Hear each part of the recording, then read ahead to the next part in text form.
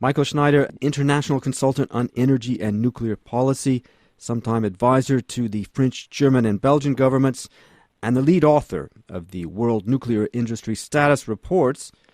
It's not often we hear any good news about the world's worst nuclear disaster, but we have a preliminary report about Fukushima from the International Atomic Energy Agency. They have a team there on the ground. They say Japan has achieved good progress towards decommissioning the crippled nuclear power plants. Are there now grounds to hope that the worst is over? Unfortunately, 2 years and 9 months after the disaster started, we're in a situation where the conditions on site are actually getting worse and worse. The reasons for that are actually not so complicated from a technical point of view. The key problem is the state of the infrastructures on site. This means the buildings, it means the tank farm, whereas there's now about 1,000 tanks that contain highly radioactive water. It's the situation of the pools that contain highly radioactive spent or irradiated fuel that has been used in the reactors. The overall infrastructure deteriorates. And the big problem is we're here in seawater atmosphere, so it's charged in salt.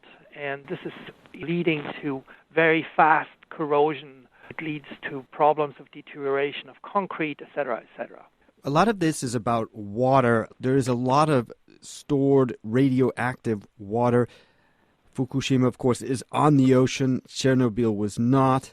A lot has been done, however, has it not, to secure all this water? It's important to realize that this site actually has an underground river. So there is about 1,000 cubic meters of water that are coming per day into the site underground from this river. And now part of this water, estimated at about 400 cubic meters per day, is penetrating the basements of the reactors. Now, because of the meltdown situation and water that is continuously being pumped into those molten down reactors number 1, 2, and 3, this water from the underground river mixes up with the highly contaminated water in the basement. So we have an increase of contaminated water of about 400 tons or 400 cubic meters every day. The plan, as I understand, is that they're going to decontaminate the water. They will then release it into the ocean. Is there any other way? Indeed, we have a situation that is unprecedented in terms of scope and in terms of complexity. Who am I to sit here and say, well, they should do this or they should do that?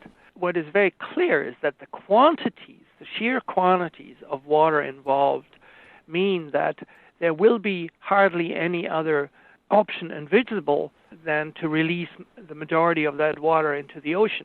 However, the big question is, how do you process that water? How, it had been cleaned up before it is being released into the environment.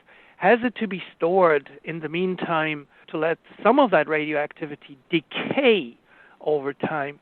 All those are questions that not only need a technical answer, but it needs a technical answer that are credible to the public. And here is really one of the major problems, is that nobody believes nobody anymore in Japan in this situation. And it's certainly not the International Atomic Energy Agency. It's not a credible organization because it's an organization that has in its mandate the promotion of nuclear power. What about the removal of nuclear fuel rods? This is a process that began about a month ago.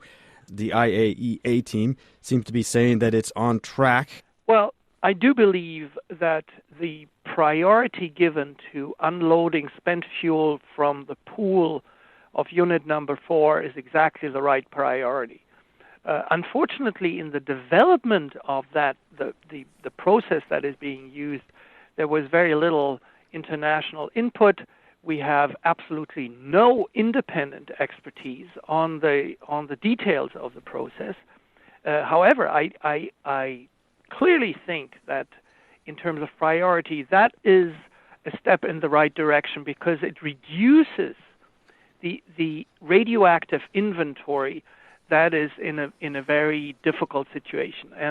And of course, the worst case scenario for the site remains a spent fuel pool fire. So if the water is lost in one of the spent fuel pools, the fuel could catch fire by itself. It doesn't need a match. It doesn't need some kind of other input. And that would lead to a massive release, counting in dozens of times the radioactivity released at the Chernobyl accident, and would, depending on climatic conditions, clearly threaten the megalopole of Tokyo. Mycle Schneider, thank you for joining us.